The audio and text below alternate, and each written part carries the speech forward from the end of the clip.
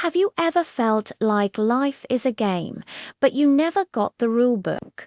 That's exactly how I felt after reading Rich Dad Poor Dad. This book isn't a textbook full of math, and it's not some get-rich-quick fantasy.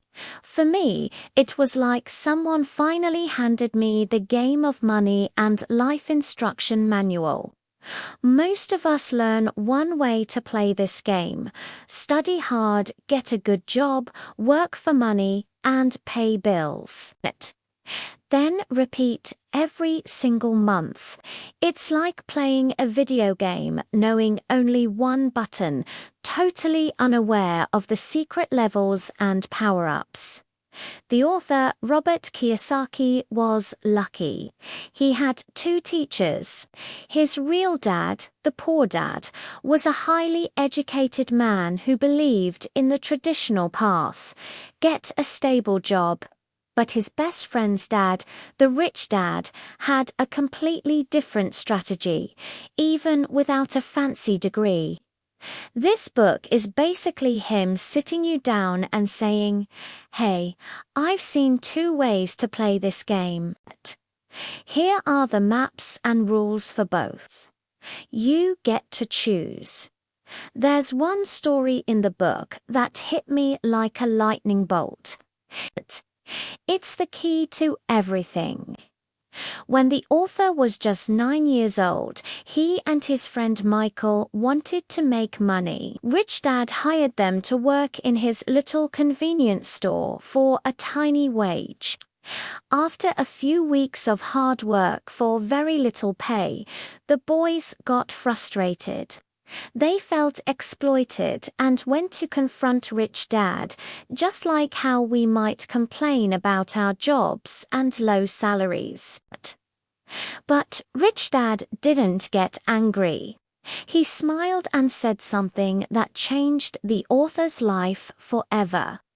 He basically told them, if you're only focused on working for a small hourly wage, you'll always be trapped.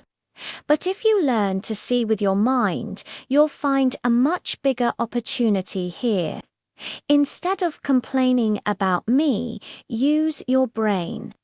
What can you create for yourselves in this environment?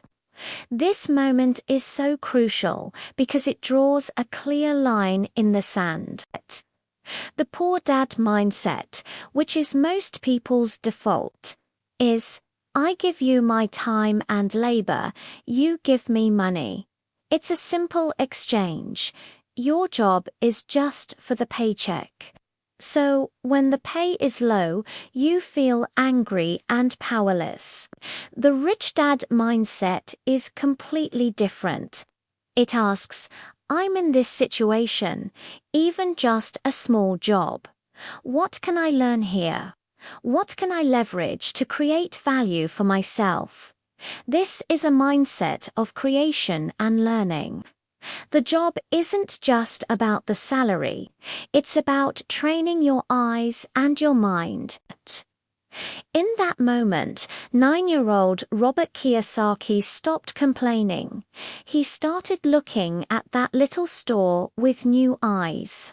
Soon, he and Michael noticed the store was throwing away old comic books.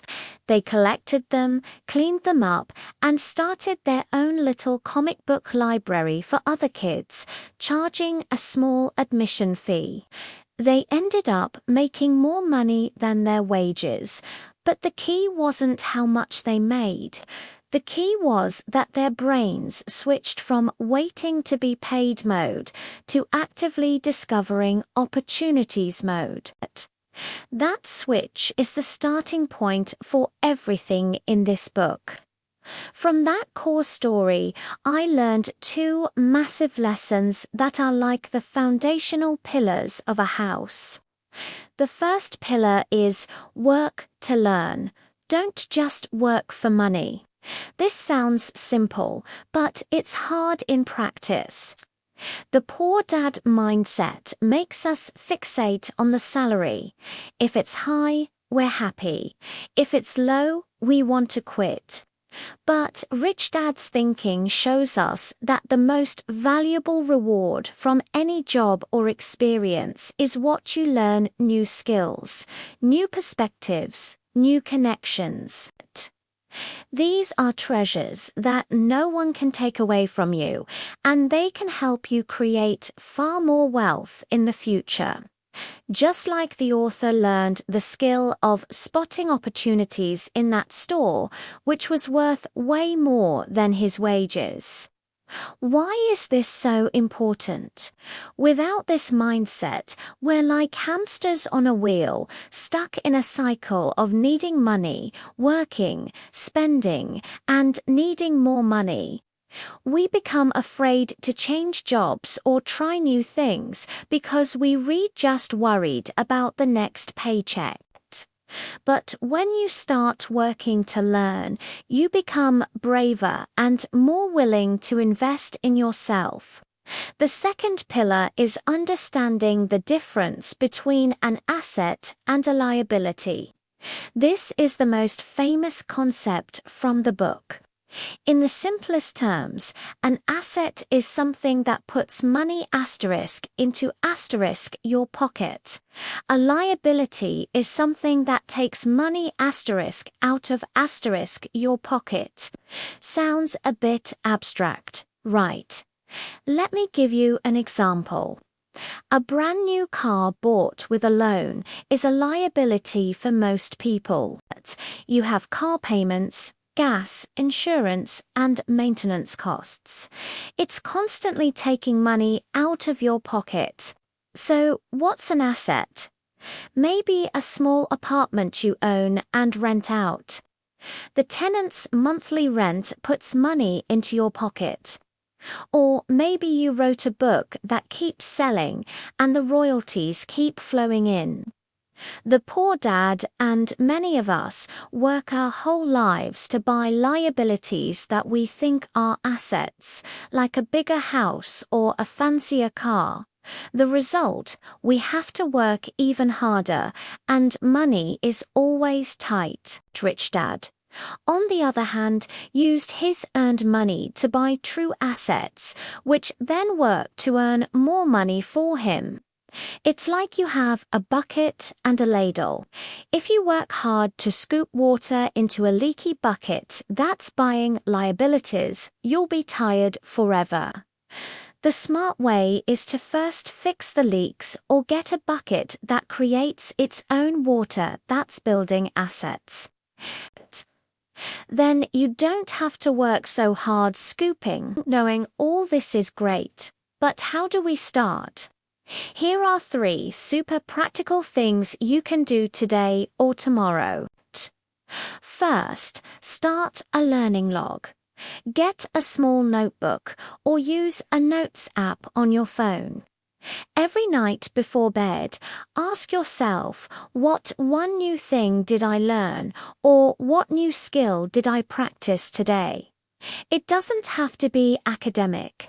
It could be as simple as, today a customer was angry, and I learned to listen first before apologizing.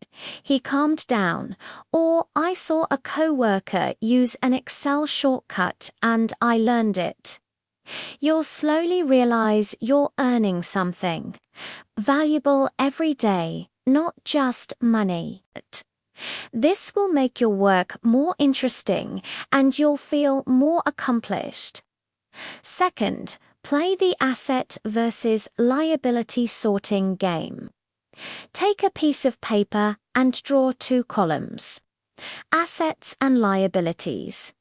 Look around your home and try to categorize things. Ask this question: does this thing primarily put money into my pocket or take money out? Your bike. If it saves you bus fare, it's kind of an asset. But if you bought an expensive one you rarely ride, it's more of a liability. This game trains your brain to see the world differently. The next time you want to buy something new, you'll instinctively ask, will this make my life better in the long run, or just cost me more? Third, start a $1 asset project. Find a piggy bank or an envelope and give it a mission. This is your first asset fund. From now on, whenever you get some spare change or save a little money, put it in there. Your goal isn't to save a lot of money, it's to build the habit. As you save, start thinking, once I have a small amount, what asset-like thing can I do with it? Maybe buy some materials to make and sell crafts. Or buy a book about investing to learn more. You'll feel the power of accumulation and take a real first step toward building assets. Even starting with $1 puts you on the right path. In the end, Rich Dad Poor Dad isn't about becoming a millionaire overnight. It's about giving you a key to unlock a door called financial intelligence. The world behind that door is something we have to explore for a lifetime. The most important first step is to pause your autopilot mode, just like the 9-year-old author did, and look at your world with fresh eyes. Start working to learn, identify the assets and liabilities in your life, and take that tiny first step to build your very own asset. Remember, the greatest wealth isn't the number in your bank account, it's your brilliant, creative mind. Let's start playing this fun game of money and life the right way. Thanks for watching, and don't forget to follow for more ideas.